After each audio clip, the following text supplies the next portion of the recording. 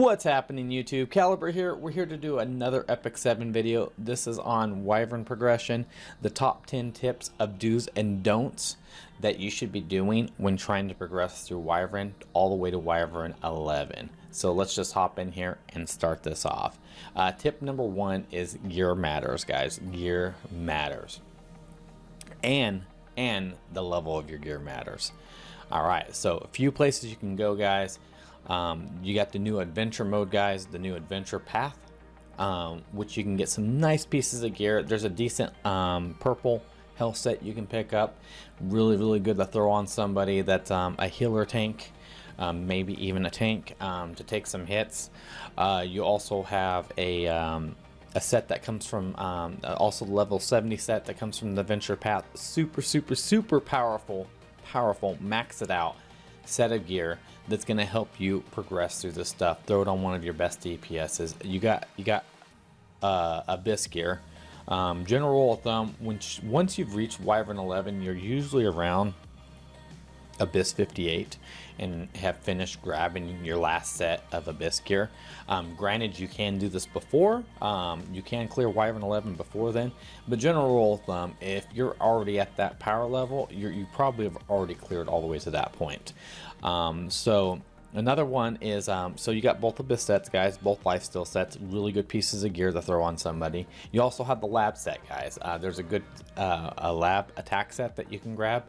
Really good piece of sets of gear with some crit boots in there, sacred hero boots to give you speed. There's also the Pegasus boots that you can grab from 10-3, guys, that will give you 35 speed if enhanced, or plus 15. So with that being said, there's also some sacred hero pieces that give you some health. There's some Oldbird's armor that also gives you some defense stuff. So there's plenty of armors and plenty of things in this game to get you there to make you succeed. Another thing to mention is the secret shop. Once you've hit rank 50, and hitting rank 50 really isn't that hard, guys. All you got to do is just run as much adventure mode as possible. Maybe once you finish adventure mode, hop into the side story and do the new unrecorded histories and get some catalysts for your characters to make them stronger, awaken some of their abilities and stuff like that. Get yourself a little bit closer to that progression. Once you hit level 50, you can start refreshing that secret shop and focusing on right side gear as much as possible. Rings and amulets are super important for your healers and tanks, guys. Super important. All right, I can't stress this enough. When you get a ring and necklace that has 60% health, your healer that is based off of healing, hit point healing, is going to heal for a lot more. All right, your tank who has one of these pieces on is going to take a hit a lot more. I mean, be able to take more hits, and more hits matter, guys. More hits matter on Wyvern 11. I can't stress this enough. Refresh that shop, save some sky stones, and do this, please. You will progress through Wyvern 11 so much quicker if you do it this way. I've tested this out on an alt account of mine, and it's worked wonders for me. I was able to hop into Wyvern 11. I now basically have a 80% auto farm now. All right, tip number 2, guys, is cheesing the mechanics. This is referring to getting to Wyvern 11, guys. It doesn't matter how you do this. It doesn't matter if you run yourself a bruiser team. Lifesteal sets are really good for running bruiser teams. Maybe you got all of your healers, your tank, your DPS, about the 8.5k range, the 10k range, where they can take double fireballs to the face. Golden. If you can do that, do that. That is one strat to making that work. That's one strat through punching through Wyvern 1 through 10. Strat number 2 for doing this is debuffs matter. If you got yourself Torn Sleeve, Junkyard Dog, which were limited items we don't have anymore, you got anybody who can apply any type of burn, bleed, poison, debuff. Dizzy is another option. As long as the Wyvern has 2 debuffs on him, he is going to do 1 fireball, meaning he's not going to hit one of your DPSs because he is completely random on whoever he's going to hit. Between Wyvern 1 and 10, randomly hits whoever he wants to. And if you take 2 fireballs to the face and you have a 5k DPS, you can kiss them goodbye. They're dead. It's as simple as that. So you can choose to do some of those mechanics, maybe get the debuffs on him for he's only doing 1 fireball to increase your survivability rate. So whatever you can do to make this happen, if it means getting more hit points on your characters, if it means, you know, more debuffs, whatever you got to do to make it happen, that's tip number 2, guys. Tip number 3, guys, for progressing is sizing up your opponent, looking at what's making you fail, guys. So let's say you hit the shield phase and you're unable to get out of the shield phase. Your DPS is lacking. That means you probably need to upgrade some gear. And upgrading pieces of gear that matter. Don't be upgrading a level 25 neck. Upgrade the pieces that matter. The pieces I said above. Gear matters. Gear matters. Tip 1, guys. All right. So upgrading the pieces that matter, maxing them out plus 15 in them, is going to take you a long ways, guys, a long ways. So if you can't take out the shield phase, there's a lack of DPS there. You need to bring more. You need to have a defense break, maybe an attack buff, maybe your gear needs enhanced more, okay? The other thing is, hey, can I just not keep up with the hills? Is that an issue? A lot of people bring up, hey, you have to have a certain amount of speed. Yes, speed matters, but not as much as people make it seem. So with all that stuff in mind, you just got to make sure, hey, am I getting the hills off? Hey, am I able to DPS to the shield phase? Where are your weaknesses? Judge on those, make your decisions from there. A lot of times it's just enhancing a few pieces of gear. The only mechanic that you can ignore is the double fireball mechanic by applying debuffs if you got characters that are underneath the 8.5k range, guys. If you're under 8.5k, yeah, they're going to die to double fireball regardless. Maybe you can cheese through it. Maybe you can cheese through it.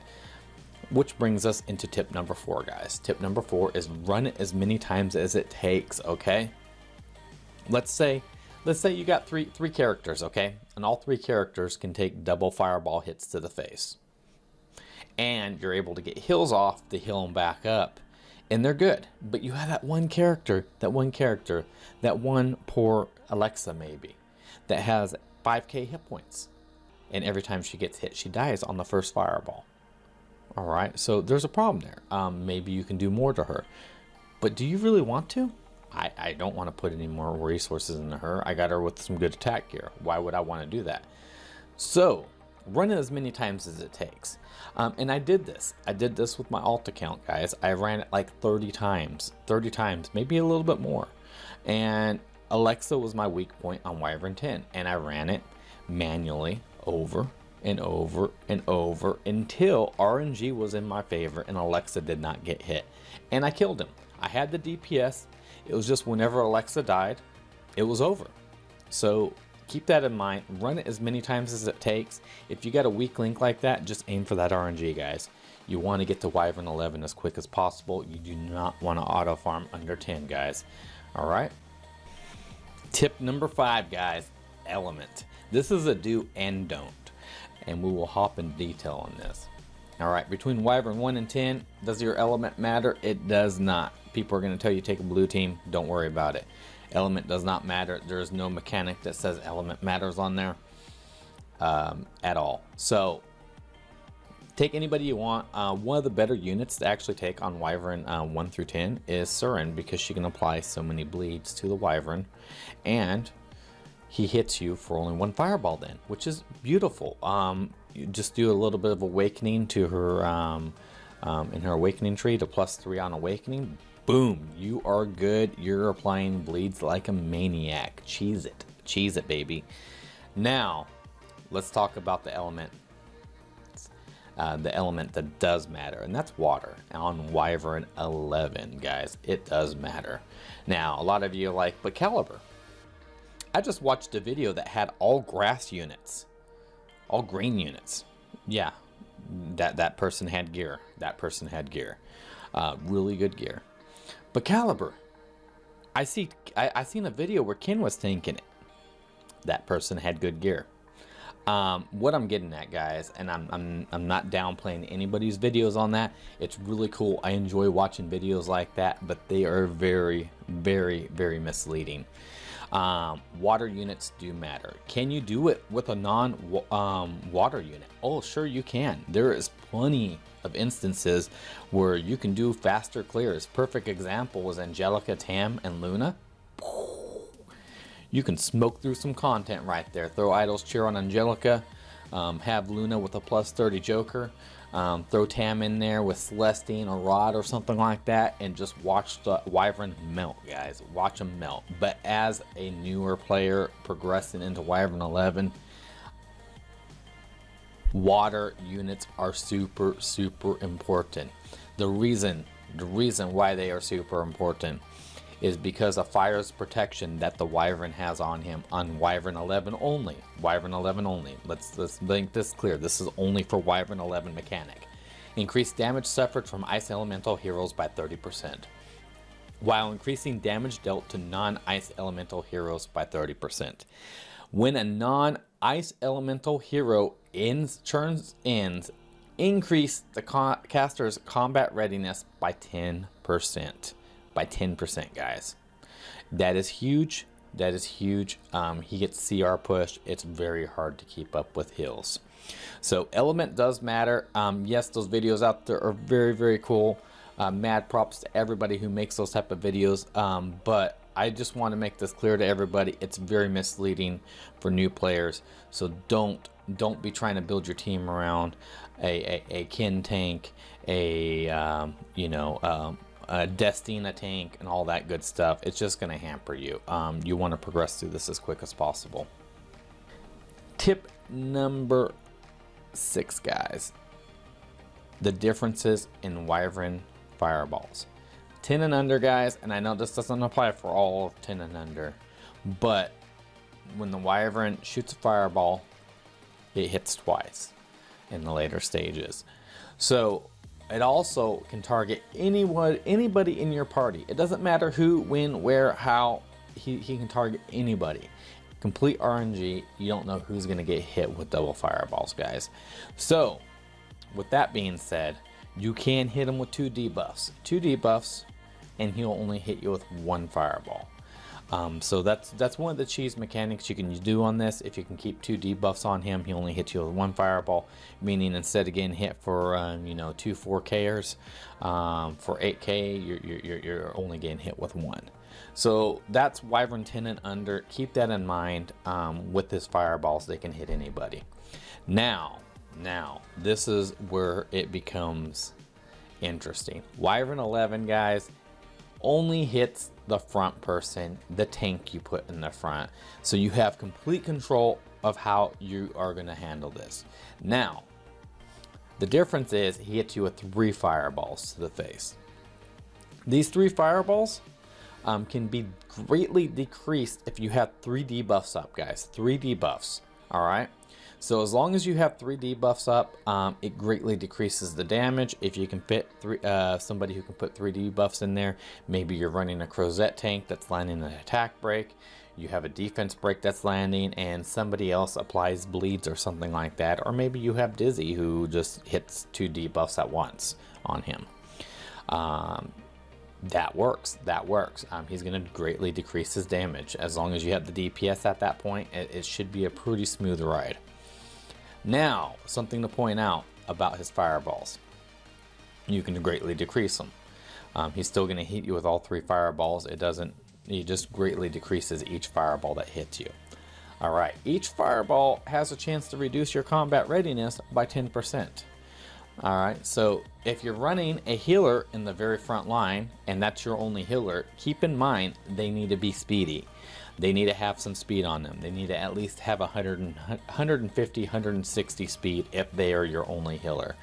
General rule of thumb, if your healer's not wearing speed boots on Wyvern 11, throw some speed boots on them, help them out. Try to get them somewhere around 150, 160 speed. If you got to get those speed boots from the secret shop, pay 200K for a pair of gray boots that are level 85 to get 40 speed out of them. That's a worthwhile investment, okay? Don't farm Wyvern 9, don't farm Wyvern 10 trying to get those speed boots. You're just better off buying them from the shop. It's not going to hurt you guys. It's not going to hurt you to buy those and upgrade them. All right. Tip number 7, guys, is tanks. Who would I recommend for tanks? You got quite a few options, guys. You got Crozet, you got Craw, you got Tywin.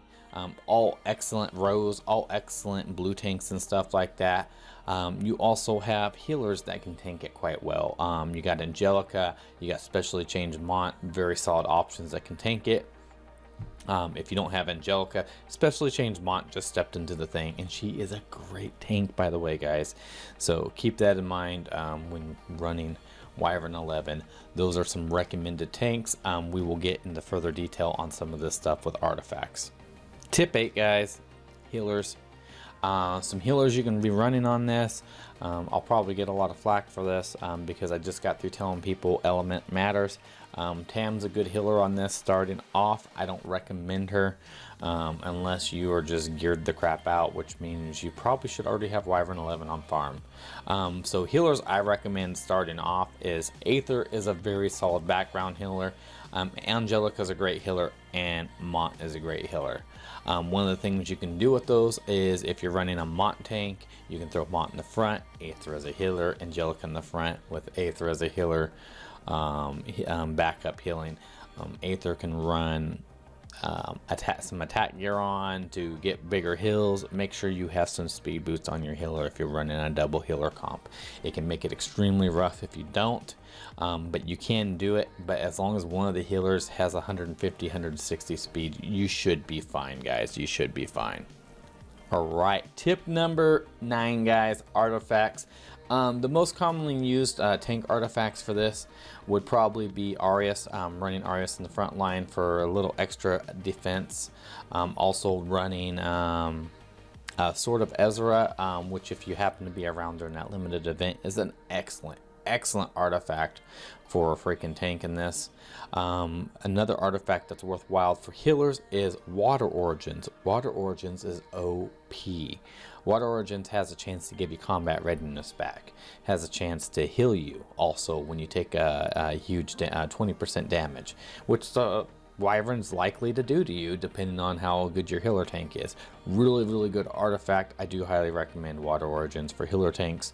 Artifacts that you can try that are 3-star artifacts that are really good. Invoice Pipe, if I remember correctly, Invoice Pipe is the one that increases your that one increases your damage received when you're under 50%. So if you're hitting that 50% mark super quick and you want to reduce that damage, Invoice Pipe's good for either a tank or a healer. And then the other one would be Egg of Delusion, if I'm not mistaken. That one is also pretty interesting. If your hit points is above 50%, you can increase your defense. Usually that artifact works more for somebody who has a lot of defense already and you want to reduce damage. Water Origins is good for people who are a little bit squishier and are taking pretty decent chunks of hits, and you're able to heal back 8% of that. And then Invoice Pipe is typically good if you're low on defense but high on health, generally. So once you hit that 50% mark, it gives your healers a chance to get you healed back up. Once you hit below 50%, it gives you a chance to heal back up again. Also, artifact wise, don't forget Joker is hands down one of the best DPS artifacts you can use on Wyvern, guys. I can't stress this enough. Some people will tell you, well, RNL is amazing. Well, yeah, RNL is good. And you know what? You're going to get a lot more DPS when it procs, okay? So if you want to get a good baseline and know how well your auto team's doing, you're better off having Joker. You're going to get you're going to reduce a whole lot of confusion when you go into Wyvern and you clear the shield phase one turn and then you don't clear it the next turn, and you're like, well, I was able to clear it last turn, why can't I clear it this turn? Well, you had an RNL proc, and RNL proc helped you get it. With Joker, at least you're going to have more consistency, guys. I can't stress that enough. Joker is better. I get these arguments all the time. I think Joker's better. It's more consistent, guys, if you are trying to get a baseline. I like having a baseline of, hey, I know I can take the shield phase down every turn. Not, hey, I can take the shield phase down sometimes because I got a proc. That's just my thoughts on it.